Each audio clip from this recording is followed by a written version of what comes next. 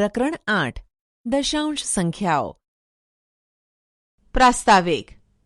સવિતા અને શમા કેટલીક સ્ટેશનરી વસ્તુઓ ખરીદવા માટે બજારમાં ગયા. સવિતાએ કહ્યું, મારી પાસે 5.75 છે. શમાએ કહ્યું, મારી પાસે 7.50 છે. તેઓ જાણતા હતા કે દશાંશનો ઉપયોગ કરીને રૂપિયા અને પૈસા કેવી રીતે લખવા. તેથી સવિતાએ કહ્યું, મારી પાસે 5.75 છે અને શમાએ કહ્યું, મારી પાસે 7.50 છે. શું તે બંને યોગ્ય રીતે લખ્યું છે? આપણે જાણીએ છીએ કે બિંદુ, ડોટ કે પોઈન્ટ દશાંશ ચિહ્ન દર્શાવે છે. આ પ્રકરણમાં આપણે દશાંશ સંખ્યા વિશે વધુ જાણીશું. દશાંશ. રવિ અને રાજુએ પોતાની પેન્સિલની લંબાઈ માપી. રવિની પેન્સિલ 7 સેન્ટીમીટર 5 મિલીમીટર લાંબી હતી, તેમજ રાજુની પેન્સિલ 8 સેન્ટીમીટર 3 મિલીમીટર લાંબી હતી. શું તમે દશાંશનો ઉપયોગ કરીને સેન્ટીમીટરમાં લંબાઈ વ્યક્ત કરી શકો છો? આપણે જાણીએ છીએ કે 10 મિલીમીટર બરાબર 1 સેન્ટીમીટર, તેથી 1 મિલીમીટર બરાબર 1 સેન્ટીમીટર તથા 1 બરાબર 0.1 સેન્ટીમીટર.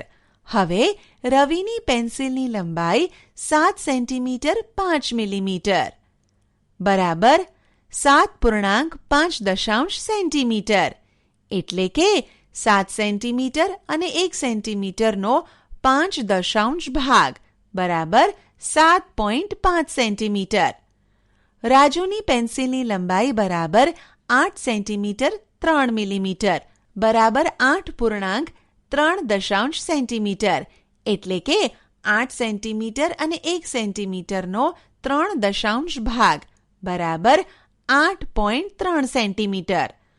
જો આપણે એકમોને બ્લોક દ્વારા દર્શાવીએ તો 1 એકમ બરાબર 1 બ્લોક, 2 એકમ બરાબર 2 બ્લોક અને એ જ મુજબ આગળ. એક બ્લોક 10 સમાન ભાગોમાં વહેંચાયેલ છે, એટલે દરેક ભાગ 1 એકમ છે. 2 ભાગ 2 દશાંશ અને ભાગ 5 દર્શાવે છે અને એ જ મુજબ આગળ. અને એ જ મુજબ 2 બ્લોક અને 3 ભાગ દશાંશના મિશ્રણને આ મુજબ લખી શકાય.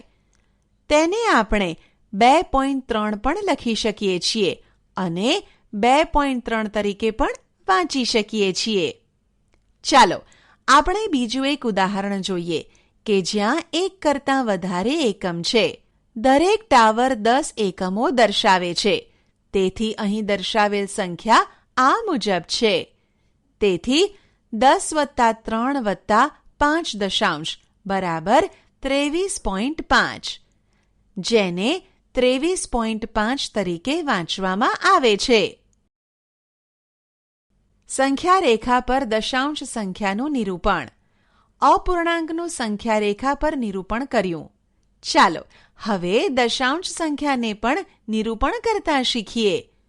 0.6 ને સંખ્યા રેખા પર નિરૂપણ કરીએ. આપણે જાણીએ છીએ કે 0.6 એ 0 થી મોટી છે, પરંતુ 1 થી નાની છે, જેમાં 6 દશાંશ છે. સંખ્યા રેખા પર 0 અને 1 ની વચ્ચેની લંબાઈને 10 સમાન ભાગોમાં વિભાજિત કરો અને એમાંથી 6 ભાગ અહીં દર્શાવ્યા મુજબ લો. ઉદાહરણ. આપેલી સંખ્યાઓને સ્થાન કિંમત કોષ્ટકમાં લખો. ઉકેલ. એ. સંખ્યા 20.5માં દશકના સ્થાનમાં 2, એકમના સ્થાનમાં 0 અને દશાંશના સ્થાનમાં 5 લખીશું. બી. સંખ્યા 4.2માં એકમના સ્થાનમાં 4 અને દશાંશના સ્થાન પર 2 લખીશું. ઉદાહરણ. આપેલ દરેકને દશાંશ સ્વરૂપે લખો. ઉકેલ. એ. 2 એકમ અને 5 દશાંશ. 2 એકમ અને 5 દશાંશ બરાબર 2 + 5 દશાંશ બરાબર 2.5. બી 30 અને 1 દશાંશ. 30 અને 1 દશાંશ બરાબર 30 વત્તા 1 દશાંશ બરાબર 30.1. ઉદાહરણ: આપેલ દરેકને દશાંશ સ્વરૂપે લખો. ઉકેલ: એ 30 વત્તા 6 વત્તા 2 દશાંશ. આપણી પાસે 3 દશક, 6 એકમ અને 2 દશાંશ છે. તેથી આપેલ સંખ્યાનું દશાંશ સ્વરૂપ થશે 36.2. બી 600 વત્તા 2 વત્તા 8 દશાંશ. અહીં 600, 2 એકમ અને 8 દશાંશ છે. તેથી આપેલ સંખ્યાનું દશાંશ સ્વરૂપ થશે 602.8.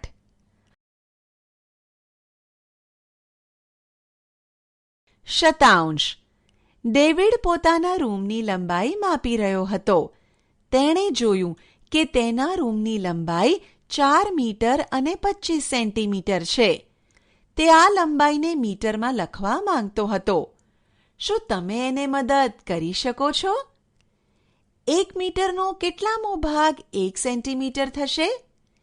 1 સેન્ટીમીટર બરાબર 1 શતાંશ મીટર અથવા 1નો 1 શતાંશ ભાગ, એટલે કે 25 બરાબર 25 ભાગ્યા 100 મીટર. હવે 1 શતાંશ એટલે 100 ભાગોમાંથી 1 ભાગ, જેવું આપણે 1 દશાંશ માટે કર્યું. ચાલો આને ચિત્રાત્મક રીતે બતાવવાનો પ્રયાસ કરીએ. એક ચોરસ લો અને તે 10 સમાન ભાગોમાં વહેંચો. છાયાંકિત લંબચોરસ ભાગ એ આ ચોરસનો કેટલામો ભાગ છે? આકૃતિ 1 માંથી તે 1 દશાંશ અથવા 1 દશાંશ અથવા 0.1 છે. હવે દરેક લંબચોરસને 10 સમાન ભાગોમાં વિભાજિત કરો. આકૃતિ 2 માં બતાવ્યા પ્રમાણે 100 નાના ચોરસ મળે છે. ત્યાં દરેક નાના ચોરસ મોટા ચોરસનો કયો ભાગ છે? પ્રત્યેક નાનું ચોરસ મોટા ચોરસના 1/100 અથવા 1 શતાંશ ભાગ જેટલો છે. દશાંશ સ્વરૂપમાં 1/100 બરાબર 0.01 લખીશું અને 0.01 તરીકે વાંચીશું. જો આપણે મોટા ચોરસના 8 ચોરસ, 15 ચોરસ, 50 ચોરસ અને 92 ચોરસ છાયાંકિત કરીએ તો તે મોટા ચોરસનો કયો ભાગ હશે? ઉપરોક્તનો ઉકેલ મેળવવા માટે આપેલ ચિત્રોની મદદ લો. કુલ 100 ચોરસમાંથી 8 ચોરસ છાયાંકિત કરેલ છે. તેથી સામાન્ય ભાગ 8/100 અથવા દશાંશ ભાગ 0.08 થશે. કુલ 100 ચોરસમાંથી 15 ચોરસ છાયાંકિત કરેલ છે. તેથી સામાન્ય ભાગ 15/100 તથા દશાંશ ભાગ 0.15 થશે. કુલ 100 ચોરસમાંથી 50 ચોરસ છાયાંકિત કરેલ છે. તેથી સામાન્ય ભાગ 50/100 તથા દશાંશ ભાગ 0.50 થશે. કુલ 100 ચોરસમાંથી 92 ચોરસ છાયાંકિત કરેલ છે. તેથી સામાન્ય ભાગ 92/100 તથા દશાંશ ભાગ 0.92 થશે. ચાલો આપણે સ્થાન કિંમતના કેટલાક વધુ કોષ્ટક જોઈએ. ઉપરોક્ત કોષ્ટકમાં દર્શાવેલ સંખ્યા 2+4/10+3/100 છે. દશાંશ રૂપમાં તેને 2.43 લખીશું, જેને 2.43 અથવા 2.43 વાંચીશું.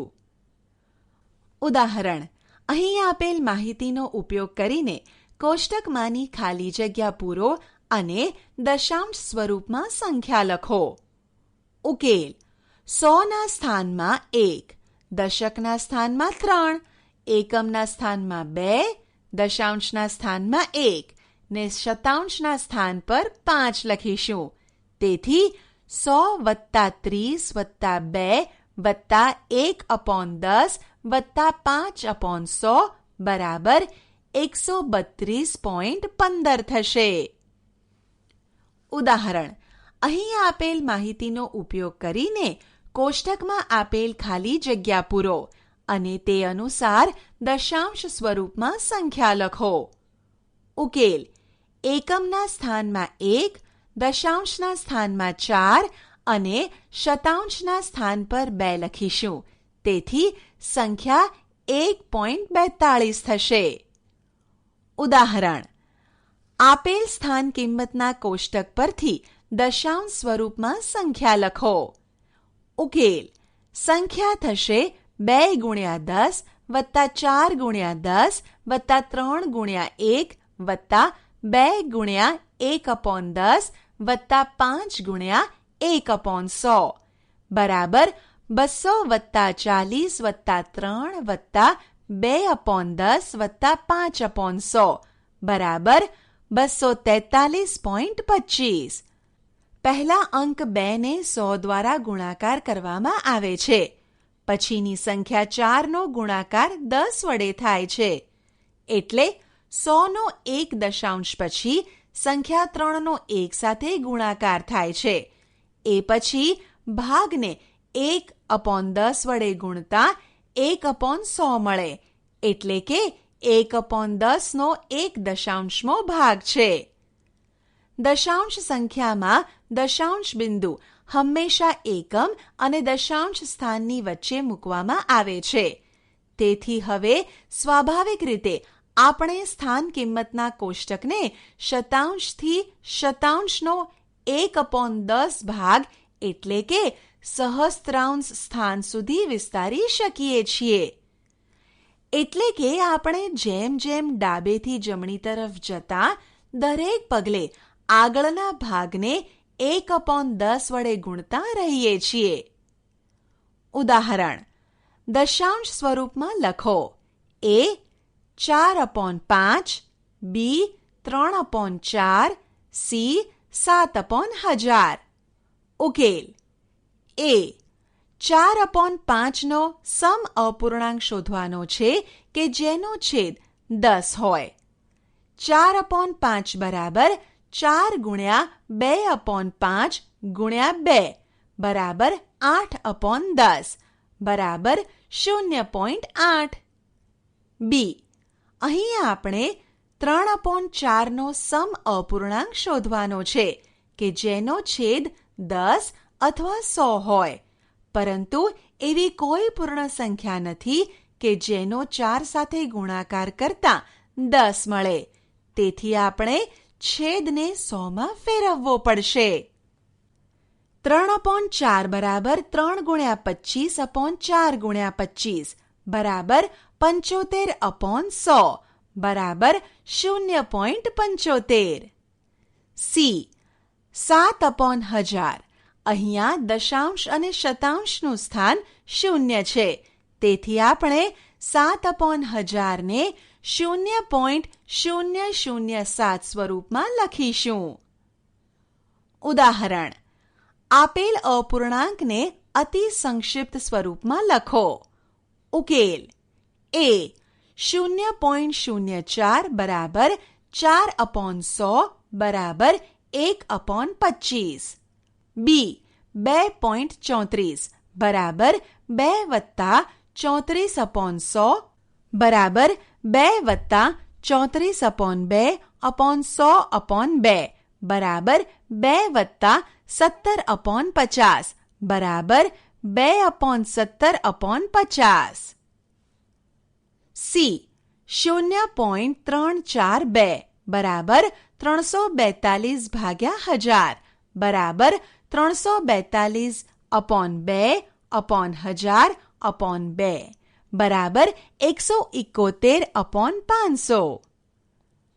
ઉદાહરણ: આપેલ દરેકને દશાંશ સ્વરૂપમાં લખો.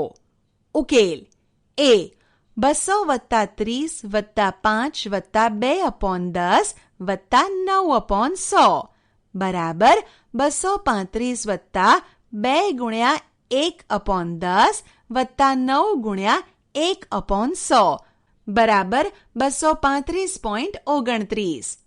બી 50 વત્તા 1/10 વત્તા 6/100 બરાબર 50 વત્તા 1 ગુણ્યા 1/10 વત્તા 6 ગુણ્યા 1/100 બરાબર 50.16.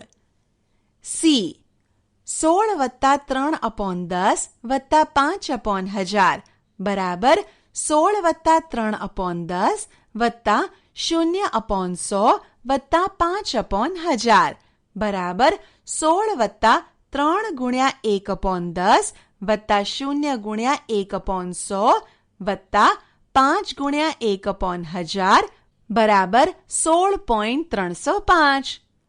ઉદાહરણ: આપેલ દરેકને દશાંશ સ્વરૂપમાં લખો. ઉકેલ: એ 306 અને 7 શતાંશ બરાબર 306 વત્તા 7/100 બરાબર 306 વત્તા 0 ગુણ્યા 1/10 વત્તા 7 ગુણ્યા 1/100 બરાબર 306.07. બી 11.235 બરાબર 11.235.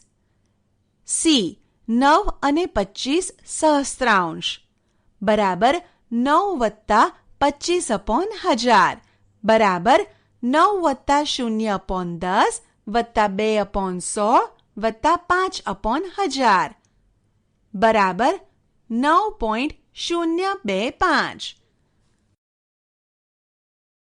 દશાંશની સરખામણી.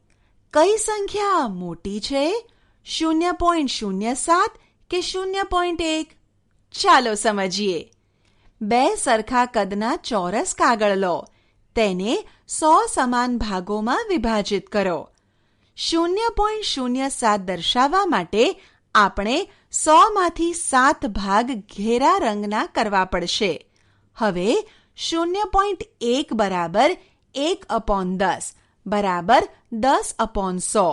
તેથી 0.1 માટે 100માંથી 10 ભાગ ઘેરા રંગના કરવા પડશે. તેનો અર્થ 0.1 એ 0.07 કરતાં વધારે છે. ચાલો હવે આપણે 32.55 અને 32.5 સંખ્યાઓની સરખામણી કરીએ. આ કિસ્સામાં આપણે સૌપ્રથમ સંપૂર્ણ ભાગની સરખામણી કરીએ છીએ. આપણે જોઈ શકીએ છીએ કે બંને સંખ્યાઓનો પૂર્ણ ભાગ 32 છે, એટલે કે સમાન છે. જો કે આપણે જાણીએ છીએ કે આ બે સંખ્યાઓ સમાન નથી. તેથી હવે આપણે તેના દશાંશ ભાગની સરખામણી કરીશું. આપણે જોઈ શકીએ છીએ કે 32.55 અને 32.5 માટે તેના દશાંશ ભાગ પણ સમાન છે. તેથી હવે આપણે તેના શતાંશ ભાગની સરખામણી કરીએ. 32.55 બરાબર 32 વત્તા 5/10 વત્તા 5/100 અને 32.5 બરાબર 32 વત્તા 5/10 વત્તા 0/100. તેથી 32.55 એ 32.5 કરતાં વધારે છે, કારણ કે 32.55ના શતાંશ સ્થાનની સંખ્યા 32.5ની શતાંશમાં સ્થાનની સંખ્યા કરતાં મોટી છે. ઉદાહરણ: કઈ સંખ્યા મોટી છે? ઉકેલ: એ 1 કે 0.99. 1 બરાબર 1 વત્તા 0/10 વત્તા 0/100. 0.99 બરાબર 0 વત્તા 9/10 વત્તા 9/100. અહીં 1નો પૂર્ણ ભાગ 1, 0.99ના પૂર્ણ ભાગ 0 કરતાં મોટો છે.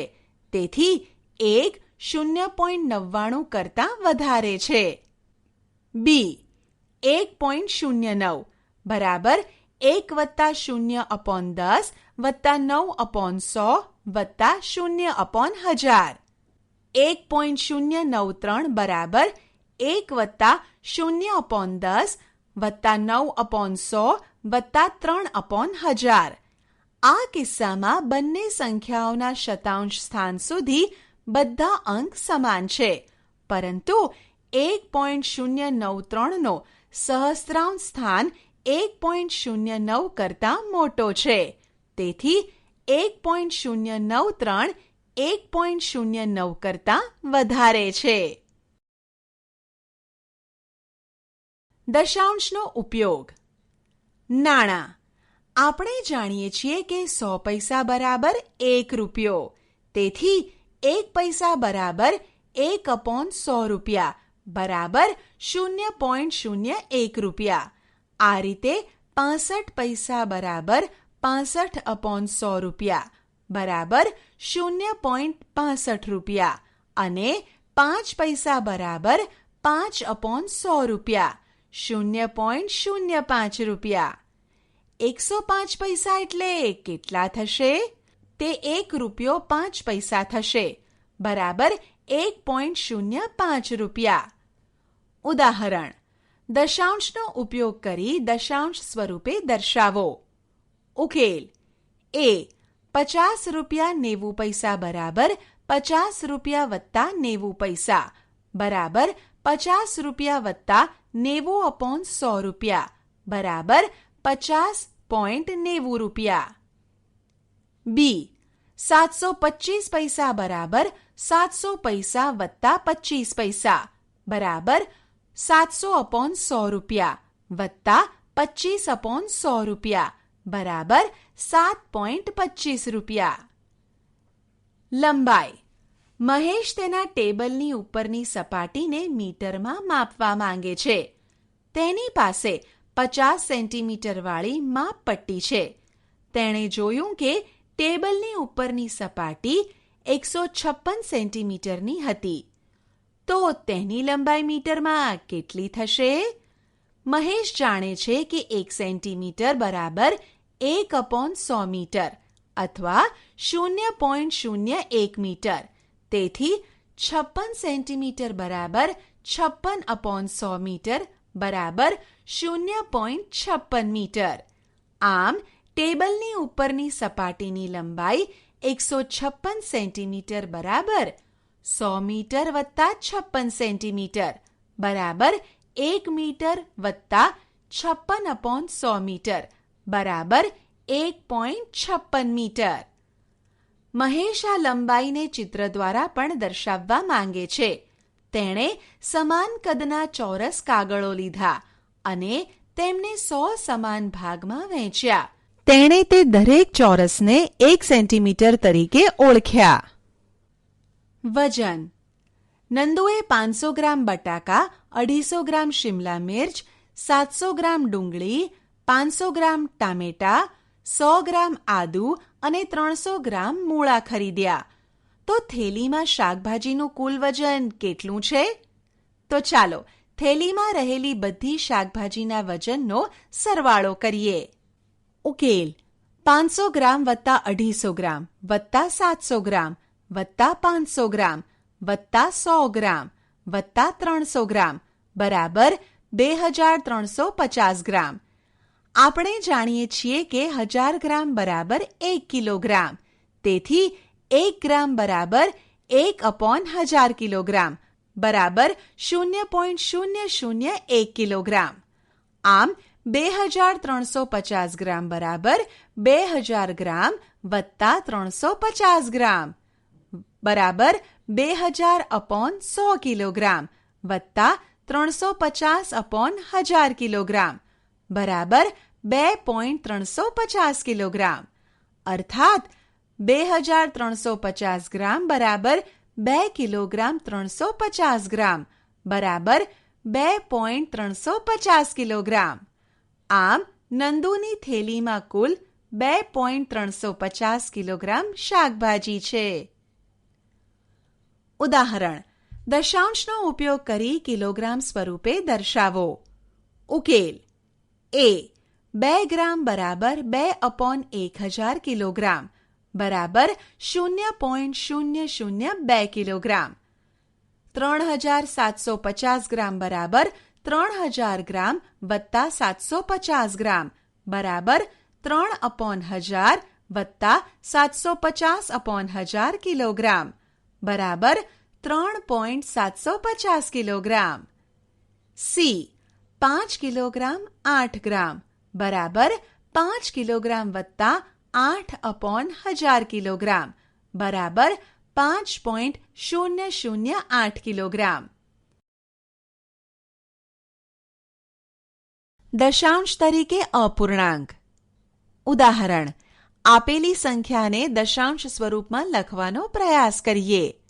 ઉકેલ: એ 11/5 બરાબર 22/10 બરાબર 20 વત્તા 2 દશાંશ બરાબર 20 દશાંશ વત્તા 2 દશાંશ બરાબર 2 વત્તા 2 દશાંશ બરાબર 2.2. તેથી 11/5નું દશાંશ સ્વરૂપ 2.2 થશે. બી 1/2. 1/2 માં છેદ 2 છે. દશાંશ સ્વરૂપમાં દર્શાવવા માટે છેદ 10 હોવો જરૂરી છે. આપણે જાણીએ છીએ કે સમ અપૂર્ણાંક કેવી રીતે મેળવી શકાય. તેથી 1/2 બરાબર 1 ગુણ્યા 5 ભાગ્યા 2 ગુણ્યા 5 બરાબર 5 દશાંશ બરાબર 0.5. આમ 1/2 નું દશાંશ સ્વરૂપ 0.5 છે. અપૂર્ણાંક તરીકે દશાંશ. અત્યાર સુધી આપણે શીખ્યા કે અપૂર્ણાંક કે જેના છેદ 10, 2 અને 5 હોય તેને દશાંશ સ્વરૂપમાં કેવી રીતે લખવા તે શીખ્યા. શું આપણે દશાંશ સંખ્યા 1.2 ને અપૂર્ણાંક સંખ્યાના સ્વરૂપમાં લખી શકીએ? જુઓ, 1.2 બરાબર 1 વત્તા 2 દશાંશ બરાબર 10 દશાંશ વત્તા 2 દશાંશ બરાબર 12 દશાંશ. દશાંશ સંખ્યાઓનો સરવાળો. 0.35 અને 0.42 નો સરવાળો કરો. એક ચોરસ લો અને તેને 100 સરખા ભાગમાં વહેંચો. આ ચોરસમાં 0.35 ને દર્શાવવા 3/10 ને છાયાંકિત કરો અને 5/100 માં રંગ ભરો. આ જ ચોરસમાં 0.42 દર્શાવવા માટે 4/10 ને છાયાંકિત કરો અને 2/100 માં રંગ ભરો.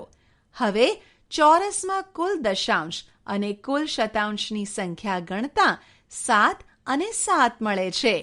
તેથી 0.35 વત્તા 0.42 બરાબર 0.77. આમ જે રીતે આપણે પૂર્ણ સંખ્યાઓનો સરવાળો કરીએ છીએ એ જ રીતે દશાંશ સંખ્યાઓનો સરવાળો પણ કરી શકીએ.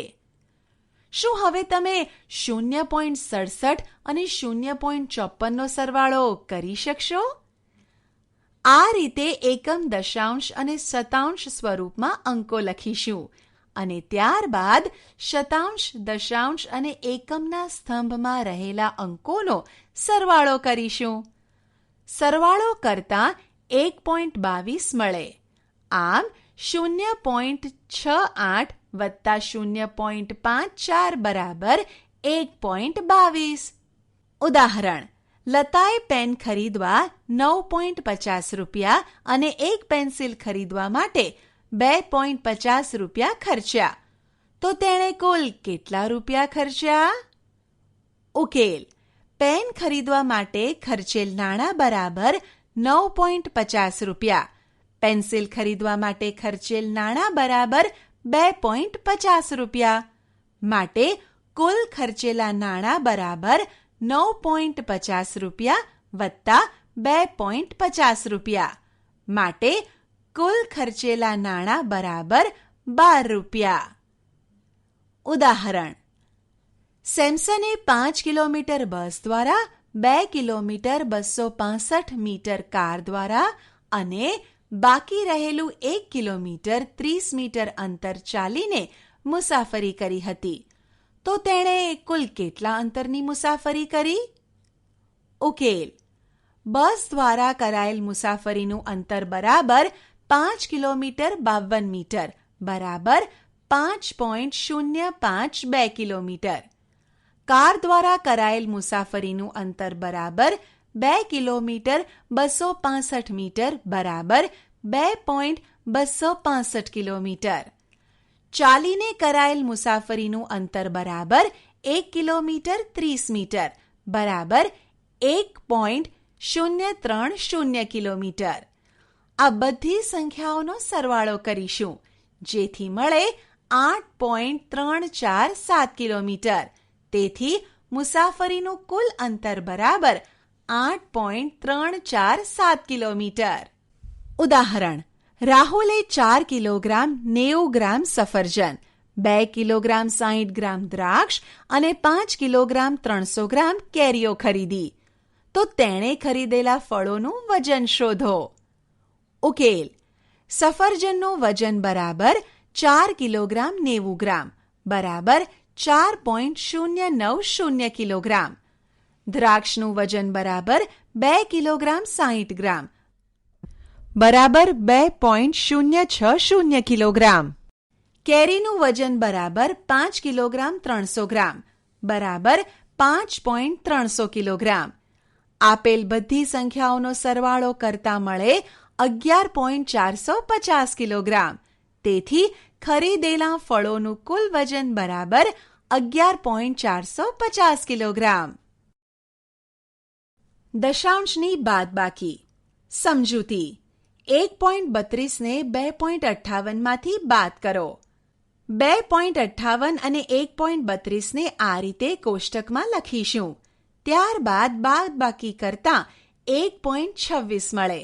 તેથી આપણે કહી શકીએ કે દશાંશોની બાદબાકી શતાંશમાંથી શતાંશ, દશાંશમાંથી દશાંશ, એકમમાંથી એકમ તેમજ આ પ્રકારના અન્યની બાદબાકી કરવાથી થાય છે. જેવી રીતે આપણે સરવાળામાં કર્યું હતું. કેટલીક વાર જ્યારે દશાંશોની બાદબાકી કરીએ છીએ ત્યારે આપણને અંકોનો સમૂહ ફરી બનાવવો પડે છે. ચાલો આપણે 3.5 માંથી 1.74 બાદ કરીએ. સૌ પ્રથમ આપેલ સંખ્યાઓને કોષ્ટકમાં લખીશું. અહીં શતાંશના સ્થાન પર બાદબાકી શક્ય નથી. તેથી ફરી સમૂહ બનાવી બાદબાકી કરતા 1.76 મળે. ઉદાહરણ: અભિષેક પાસે 7.45 રૂપિયા હતા. તેણે 5.30 રૂપિયાની ચોકલેટ ખરીદી. તો અભિષેક પાસે કેટલા રૂપિયા બાકી રહે તે શોધો. ઉકેલ: કુલ રૂપિયા બરાબર 7.45 રૂપિયા. ચોકલેટ માટે કરેલો ખર્ચ બરાબર 5.30 રૂપિયા માટે બાકી રહેલ રૂપિયા બરાબર 7.45 બાદ 5.30 બરાબર 2.15 રૂપિયા. ઉદાહરણ: ઉર્મિલાની શાળા તેના ઘરથી 5 કિલોમીટર 350 મીટરના અંતરે આવેલી છે. તે 1 કિલોમીટર 70 મીટર ચાલીને અને બાકી રહેલ અંતર બસમાં મુસાફરી કરીને કાપે છે. તો તે બસમાં મુસાફરી કરી કેટલું અંતર કાપે છે? ઉકેલ: ઘરથી શાળાનું કુલ અંતર બરાબર 5.350 કિલોમીટર. ચાલીને કાપેલું અંતર બરાબર 1.070 કિલોમીટર. તેથી બસમાં મુસાફરી દ્વારા કપાયેલું અંતર બરાબર 5.350 કિલોમીટર બાદ 1.070 કિલોમીટર બરાબર 4.280 કિલોમીટર. આમ બસમાં મુસાફરી દ્વારા કપાયેલું અંતર બરાબર 4.280 કિલોમીટર અથવા 4 કિલોમીટર 280 મીટર. ઉદાહરણ: રૂબીએ 5 કિલોગ્રામ 200 ગ્રામ વજનનું તરબૂચ ખરીદ્યું. તેમાંથી તેણે 2 કિલોગ્રામ 750 ગ્રામ તેના પાડોશીને આપ્યું. તો રૂબી પાસે બાકી રહેલ તરબૂચનું વજન કેટલું થશે? ઉકેલ: તરબૂચનું કુલ વજન બરાબર 5.200 કિલોગ્રામ. તેના પાડોશીને આપેલ તરબૂચનું વજન બરાબર 2.750 કિલોગ્રામ. તેથી બાકી રહેલ તરબૂચનું વજન બરાબર 5.200 કિલોગ્રામ બાદ 2.750 કિલોગ્રામ બરાબર 2.450 કિલોગ્રામ. આપણે શું શીખ્યા? 1. 1ના ભાગ તરીકે લેવું. 1ના 10 ભાગ બરાબર 1/10 થાય. તે દશાંશમાં 0.1 તરીકે લખી શકાય. ટપકાનું નિશાન દશાંશ ચિહ્ન બતાવે છે અને તે એકમ સ્થાન અને દશાંશ સ્થાનની વચ્ચે આવે છે. 2. છેદમાં 10 હોય તેવી તમામ સંખ્યાઓ દશાંશ સ્થાન વડે દર્શાવી શકાય છે અને ઉલટું પણ સાચું છે. 3.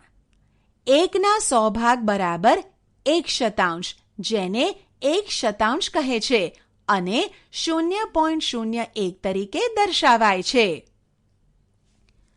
4. છેદમાં 100 હોય તેવી તમામ સંખ્યાઓ દશાંશ સ્થાન વડે દર્શાવી શકાય છે અને ઉલટું પણ સાચું છે. 5. સ્થાન કિંમતના કોષ્ટકમાં જેમ આપણે ડાબી બાજુથી જમણી બાજુ જઈએ તેમ 1/10 વડે ગુણતા જવું પડે છે. જેમ કે 1/10ની જમણી બાજુએ 1/100 આવે. 6. દરેક દશાંશને સંખ્યા રેખા પર પણ દર્શાવી શકાય છે. 7. દરેક દશાંશને અપૂર્ણાંક તરીકે દર્શાવી શકાય છે. 8. કોઈ પણ બે દશાંશ સંખ્યાઓને સરખાવી શકાય છે. જેમાં પહેલા પૂર્ણ ભાગથી શરૂઆત કરાય છે અને પૂર્ણ ભાગ સમાન હોય તો તેના 10મા ભાગને સરખાવવો. 9. દશાંશનો આપણે રોજિંદા જીવનમાં ઘણી રીતે ઉપયોગ કરીએ છીએ. ઉદાહરણ તરીકે પૈસા, લંબાઈ અને વજનના એકમ દર્શાવવા. આશા છે કે તમને આ ઈ લર્નિંગ મોડ્યુલમાં મજા આવી હશે. આભાર.